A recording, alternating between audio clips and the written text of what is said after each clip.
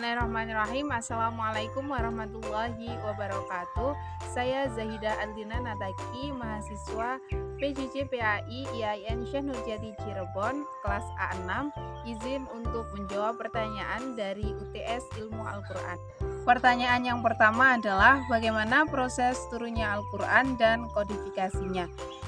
Jadi Al-Quran diturunkan melalui 3 tahapan. Yang pertama berada di Lauhul Mahfudz, yang kedua berada di Baitul Izzah atau Sama Dunia, dan yang ketiga dari Malaikat Jibril kepada Nabi Muhammad SAW. Yang pertama dari Allah ke Lauhul Mahfudz, Al-Quran diturunkan secara keseluruhan di Lauhul Mahfudz atau tempat semua ketentuan Allah ditetapkan. Itu dasarnya berada di Quran Surat Al-Buruj ayat 21 sampai 22. Yang kedua berada di Baitul Izzah atau langit dunia atau Sama dunia. Jadi Al-Quran diturunkan dari Lauhul Mahfudz ke Baitul Izzah juga secara keseluruhan. Yang ketiga adalah dari Malaikat Jibril kepada Nabi Muhammad SAW. Jadi Al-Quran diturunkan dari Baitul Izzah kepada Nabi Muhammad melalui Malaikat Jibril. Nah, ini dalam penyampaiannya tidak secara serta-merta diberikan kepada Nabi Muhammad semuanya, melainkan secara berangsur-angsur selama 23 tahun. Atau dalam sebuah riwayat diterangkan bahwa penurunan Al-Quran selama 22 tahun, 2 bulan, dan 22 hari. Proses kodifikasi Al-Quran yang pertama pada masa Nabi Muhammad SAW. Nah, pada masa ini masih pada penafsiran dari Nabi Muhammad kepada para sahabat. Kodifikasinya melalui 2 cara, yaitu dengan dihafal dan kedua dengan penulisan. Nah, pada saat itu para sahabat yang notabene itu dobit, setelah mendapatkan ayat dari Nabi Muhammad SAW, para sahabat menghafal ayat-ayat tersebut dan dipraktekkan dalam kehidupan sehari-hari. Karena dalam penghafalan takut atau khawatir rawan hilang dalam hafalan, maka dituliskannya ayat-ayat tersebut oleh para sahabat di pelepah kurma, di batu, di lempengan tulang, dan lain-lain. Kodifikasi yang kedua adalah pada masa sahabat. Nah, jadi setelah Nabi Muhammad SAW wafat, maka Al-Quran telah terjaga dan terpelihara dalam hafalan-hafalan yang dilakukan para sahabat serta penulisan-penulisan yang sahabat lakukan. Namun Umar bin Khattab merasa khawatir akan banyaknya para penghafal Al-Quran yang gugur syahid dalam peperangan. Maka Umar bin Khattab menyampaikan kekhawatirannya ini kepada Abu Bakar As-Siddiq. Lalu Abu Bakar mengutus Zaid bin Sabit untuk menghimpun atau menuliskan Al-Quran dalam satu mushaf. Akhirnya Zaid bin Sabit ini melaksanakan tugasnya dengan mengumpulkan berbagai hafalan dari para penghafal Al-Quran yang masih ada, dan dari pelepah kurma, dari batu-batu, dan dari tulang-tulang yang para sahabat tulis pada saat itu. Selanjutnya yakni pada masa Utsman bin Affan. Pada masa ini, dengan kebijakan menyatukan kaum muslimin dalam satu mushaf dan itu terlaksana, maka mushaf-mushaf yang telah ditulis dikenal dengan sebutan mushaf Utsmani. Dan Al-Quran yang sekarang dibaca oleh seluruh umat di dunia ini menggunakan mushaf Utsmani. Pertanyaan kedua adalah apa yang dimaksud dengan asbabul nuzul dan berilah contohnya.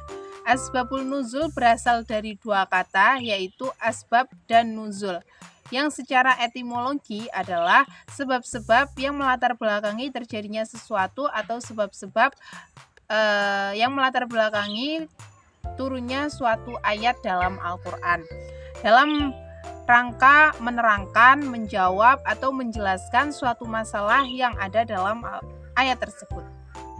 Bentuk-bentuk yang melatar belakangi turunnya suatu ayat beraneka macam. Contohnya seperti konflik sosial, konflik yang terjadi antara kaum atau suku Aus dan Khazraj, atau kesalahan besar seperti ada seorang sahabat yang mengimami sholat dalam keadaan mabuk, ataupun bisa juga dengan pertanyaan-pertanyaan yang sahabat ajukan kepada Nabi Muhammad SAW.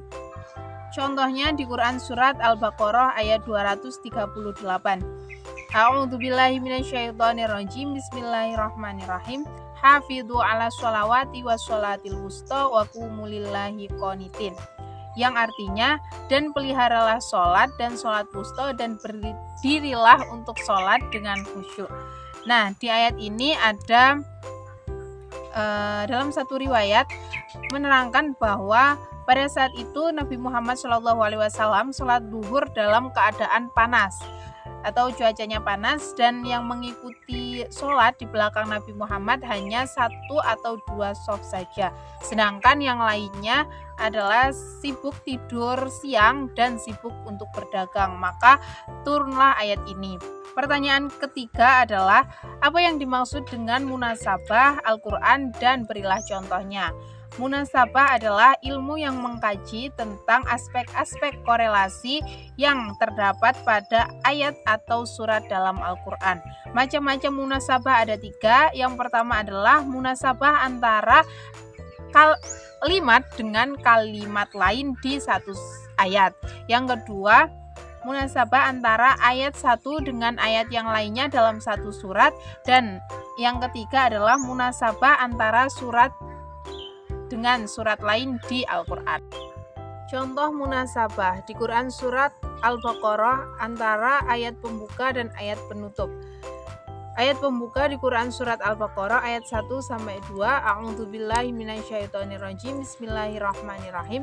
Alif lam mim. Dzalikal kitabu la raiba fihi hudalil muttaqin.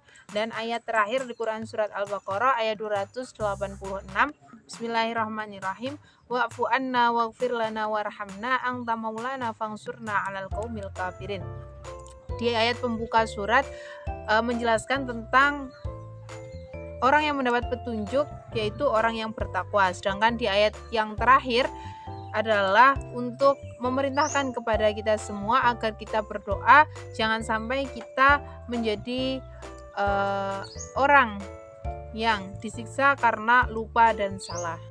Pertanyaan yang keempat adalah, apa yang dimaksud dengan makiyah dan madaniyah, dan jelaskan manfaat dari ilmu ini. Jadi makiyah menurut mulahazat zaman an-nuzul adalah semua surat atau ayat yang turun sebelum Nabi Muhammad hijrah dari Mekah ke Madinah. Sedangkan Madaniyah adalah semua ayat atau surat yang turun setelah Nabi hijrah dari Mekah ke Madinah. Sedangkan menurut mulahazat makan an-nuzul, Makiyah adalah baik sebelum atau sesudah Nabi Muhammad hijrah. Sedangkan Madaniyah adalah semua ayat atau surat yang turun di Madinah. Hikmah mengetahui ilmu Makiyah dan Madaniyah adalah, yang pertama, sebagai alat bantu untuk menafsirkan Quran. Yang kedua, menyelami gaya bahasa Al-Quran dan dapat dimanfaatkan sebagai metode berdakwah.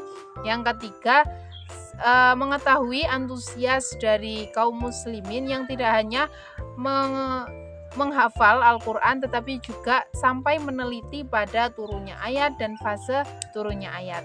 Soal yang kelima adalah, apa yang dimaksud dengan muhkam dan mutasyabih, dan berilah masing-masing contohnya. Muhkam adalah ayat-ayat Al-Quran yang sudah jelas dan maksudnya sudah tegas, artinya tidak memerlukan takwil dan penafsiran. Sedangkan mutasyabih adalah ayat-ayat Al-Quran yang penjelasannya belum jelas sehingga membutuhkan penakwilan dan penafsiran. Contohnya di muhkam adalah di Quran surat Al-Ikhlas ayat 4. Bismillahirrahmanirrahim. Walam yakul lahu kufuwan ahad, dan tidak ada seorang pun yang menyamai dia atau Allah, bahwa Allah adalah satu-satunya Tuhan dan tidak ada Tuhan selain Allah sebagai Tuhan tandingannya.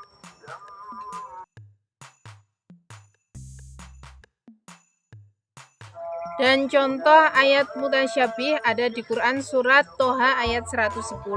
Bismillahirrahmanirrahim. Ya'lamu ma baina aydihim wa ma khalfahum wa la yuhituna bihi ilma.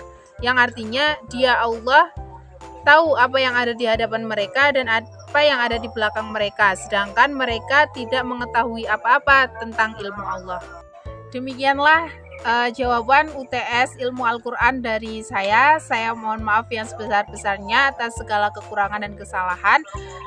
Saya akhiri, wassalamualaikum warahmatullahi wabarakatuh.